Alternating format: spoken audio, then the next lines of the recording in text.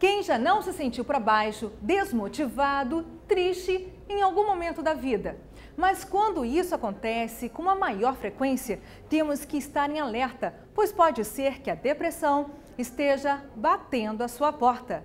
Abrir ou não a porta pode não ser opcional, pois ela chega de mansinho e, sem pedir licença, compromete o físico, o humor e, consequentemente, a mente da pessoa. Mas o tratamento adequado pode ajudar a maioria das pessoas que sofrem com esse problema. No programa de hoje, vamos entrevistar o psiquiatra Hermano Falcone, que traz à luz algumas questões relacionadas à depressão e dicas de saúde e curiosidades a respeito desse mal do século. O Viva Saúde começa agora. No Viva Saúde de hoje, nós vamos abordar o tema depressão. E para falar sobre esse assunto, nós vamos conversar com o psiquiatra Hermano Falcone. Olá, doutor Hermano, tudo bem? Tudo bem, tudo em paz. Doutor Hermano, gostaria de saber o que é depressão e como identificá-la. O que é depressão? É um transtorno de humor. Como identificar? Através de, dependendo da faixa etária, se for criança, adolescente, adulto, jovem, idoso, tem as características específicas. Por exemplo, a criança, que é mais a minha área, você vê irritabilidade, queda do desempenho escolar, em alguns momentos agressividade, dificuldade em brincar. No adolescente você vê, às vezes, comportamento rebelde, você vê, em alguns casos, até adição de drogas, e também falta de vontade de estudar e de se socializar. No adulto você pode ter um quadro mais acentuado, chegando a perda total de apetite, ao isolamento social, e a ideia suicida que também está presente na infância, na adolescência, na fase adulta e no idoso. Mas a depressão, ela pode ser considerada uma doença? É um transtorno mental. O nome correto seria transtorno. E, doutor Hermano, o que causa a depressão? São várias causas, etiologias. A genética tem uma influência, sim. Tem um componente genético que influencia a predisposição, mas o social, ou seja, o meio familiar, as relações familiares, as relações com os outros, a questão de abuso, bullying, por exemplo, separação, briga dentro de casa, tudo isso faz com que as pessoas fiquem mais vulneráveis à depressão. No caso, essas características, elas podem então desencadear a depressão, seja numa criança, num jovem ou até mesmo no adulto. Com certeza, podem ser fatores de precipitação. Certo, eu gostaria que o senhor falasse para a gente sobre depressão infantil.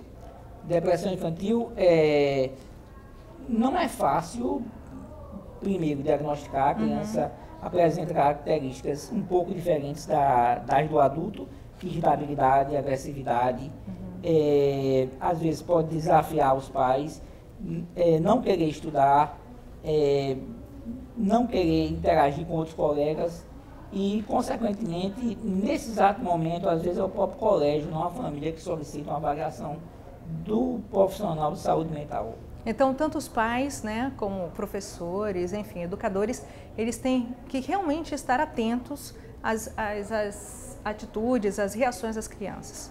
Com certeza, não só atento, mas intervir no momento correto, porque há um índice relativamente considerável de suicídio, mesmo em crianças. Eu já vi casos de crianças com 6 anos com tentativa de suicídio e ideação suicida. A ideia de se matar com a tentativa, botou a cabeça dentro do fogão e ligou o fogão.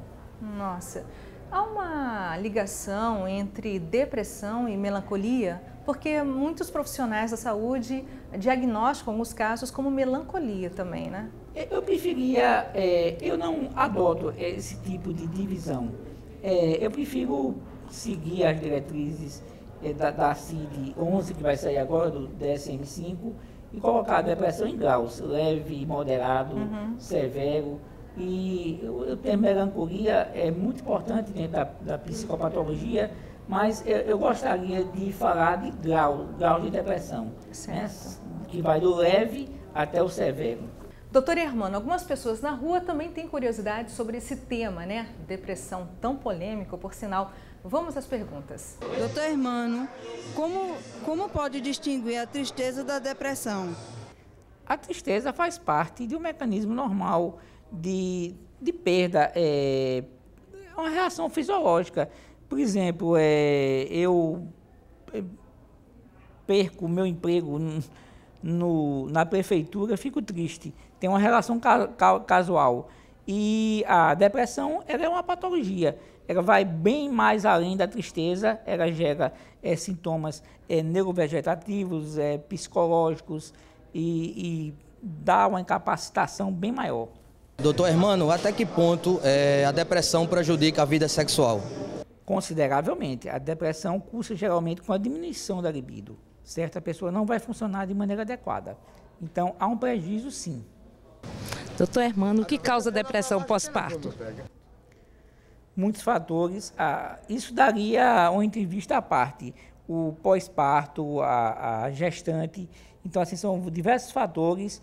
O próprio luto de ter o bebê, de sair alguma coisa dentro da mãe. Tudo isso, junto com fatores também autoimunes e biológicos, predispõem essa depressão pós-parto, que não pode ser negligenciada, que pode levar ao suicídio da mãe ou ao homicídio do bebê. Nós vamos para um pequeno intervalo, mas voltamos já já com o Viva Saúde. Mulher, e coloca uma sementinha dentro da barriga dela. Aí a barriga dela vai crescendo até ficar bem grande. Depois é só esperar a cegonha trazer o bebê. A inocência precisa ser preservada. Exploração sexual de crianças e adolescentes é crime e dá até 10 anos de cadeia. Denuncie. Disque 100. Ministério Público do Trabalho.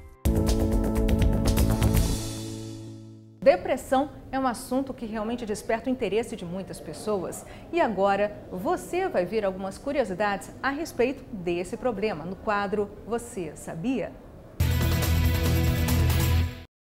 Cerca de 30% da população mundial tem ou terá depressão. As mulheres têm mais chances de enfrentar o problema nas fases pré, pós-menopausa e pós-parto.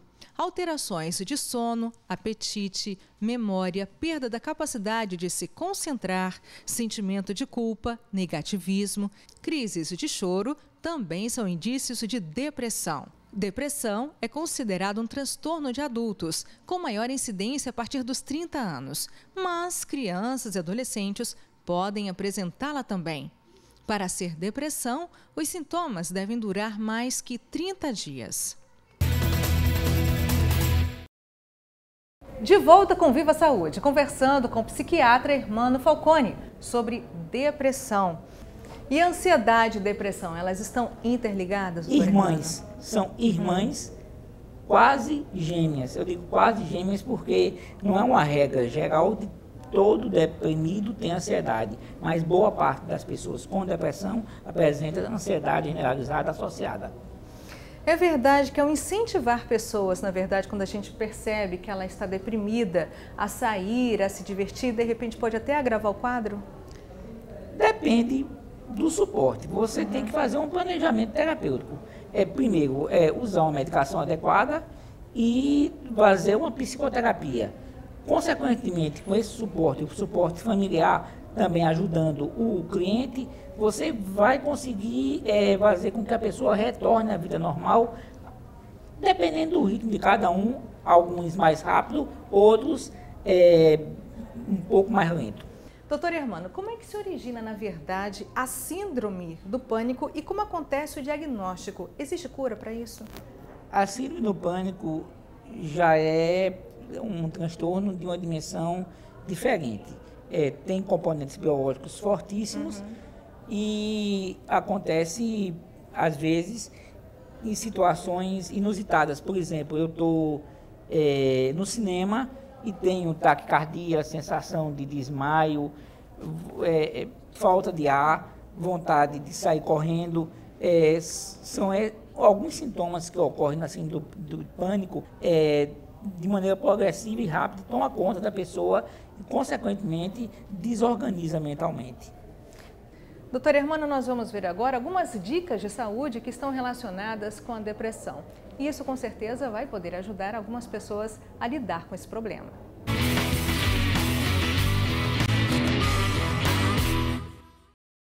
Exercícios físicos são indicados para quem sofre de depressão.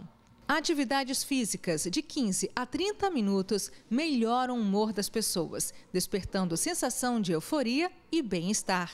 Também ajuda a relaxar os músculos, reduz os níveis de estresse e irá ajudá-lo a dormir melhor. Tente encontrar algo que goste, caminhar, nadar, correr ou até mesmo dançar. Assim, dificilmente deixará de fazê-lo. Pratique atividades que descontraem a mente, como pintura, desenho, rabiscos, costurar, escrever, dançar, etc.